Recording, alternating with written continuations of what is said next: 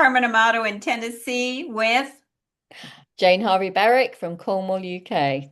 All right, welcome to another crime conversation. And today we are talking about our third buddy read, which is Magpie Murders by Anthony Horowitz. And just fascinating, the colors, um, two different covers, but the covers use Mm, the same colorways. And yeah. all of his books in the US are red, black, and cream. Oh, interesting. Yeah. Uh, Followed that through for the TV series as well, but obviously just changing it. I've not seen the TV series. I know you have. the This is the the first. they're great books. I liked them. Um, and Magpie Murders is a mystery within a mystery. Susan Ryland, the main character, is the editor at Cloverleaf Books, headed up by Charles Clover. And she's the editor for a very difficult mystery author named Alan Conway, who writes the 1950s Atticus Pund Mm, series.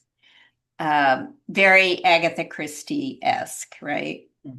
Yeah. And she's given his latest Atticus Pund novel to review, reads it through. It's a classic whodunit, very English countryside kind of thing.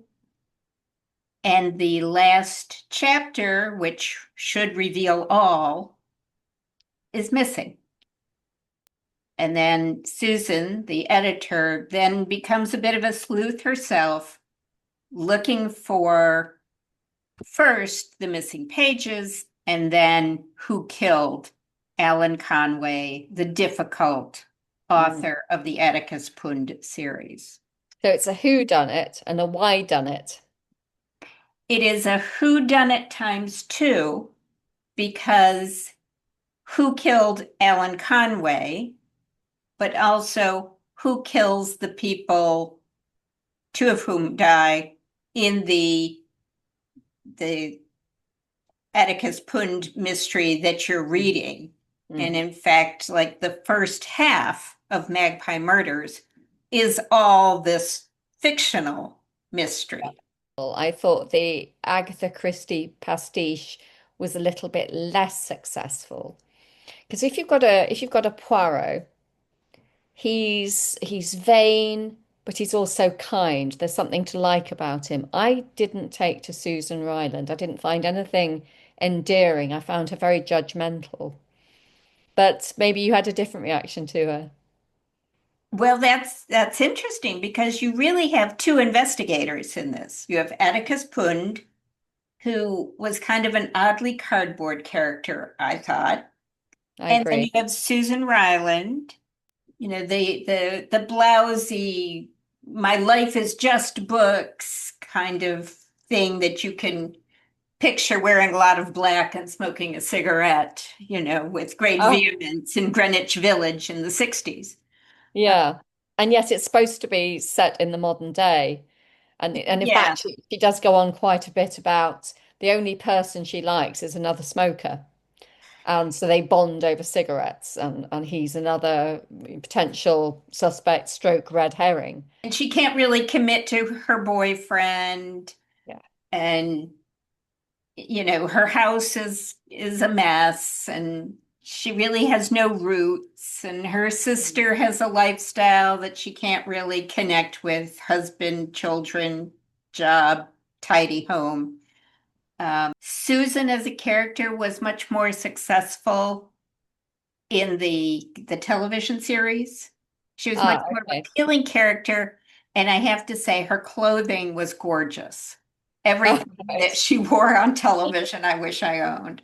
Oh, and of course, it was one of those ones where the villain is just desperate to give his side of the story at some point, just as he's about to bump her off. So I didn't love it. I've enjoyed a lot of Anthony Horowitz's work. I enjoyed his Alex Rider series. I thought they were great.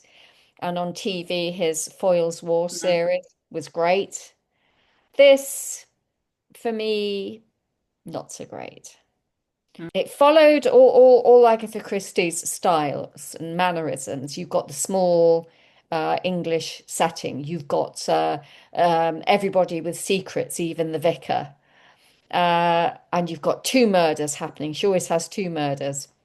And you've got the outsider detective coming in. But as you said, Punt was not a very accessible person. Did you notice that in all of the chapters of the book within a book, none are from the detective's point of view?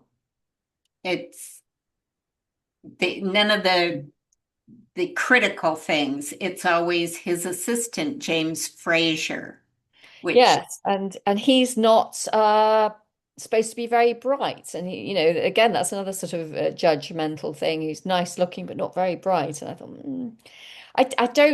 I don't believe it. I mean, like Holmes and Watson. Whenever you've seen a TV series where Watson is played as a bumbling fool, I just think, no, someone as smart and cerebral as Sherlock Holmes would not have an idiot working with him. And that's what, you know, and I would think the same of a Punt type character. It and I spotted the villain far too early of you know of the real murder rather than the book within a book. Book within a book, I didn't really care who killed her because she was so unpleasant. I would quite have joined okay. in. Yeah, yeah. One thing that got me, Susan Ryland is in her late 40s. She's been a very successful book editor for a number of years. And so she was really a character at the top of her game career-wise. Hmm. And you write a female character, Tamsin Poldhu, who's a rookie police officer. Yeah. And I write a character, Amelia Cruz, who's like a mid-career police detective. About these three different female characters is that Susan Ryland, at the top of her game, she had preconceived notions that closed off possibilities to her as she's looking into who killed Alan Conway. And that just really got me thinking about writing female characters at different stages in their life. Well, also she's written by a guy, and one of the things that I think draws our characters in parallel lines is that Emilia has a family who's really important to her, and she spends time with them. They're part of her life. My Tamsin Poldhu, she lives with her grandparents. She has friends. She's very grounded in the community. But then we've got Auntie Horowitz writing Susan Ryland. She's estranged. Well, she's not close to her sister. Her friends seem to have, well, I don't know, they're just very absent from her life. And she's unable to commit to her boyfriend. And it's made very clear the only thing she have in her life is work. And we've developed characters who have lives within the community in which they serve as officers. And I think that's the difference. He's written Susan Ryland as a, um, to use a very old phrase, middle-aged on the shelf has been. And I quite resented that. Ouch.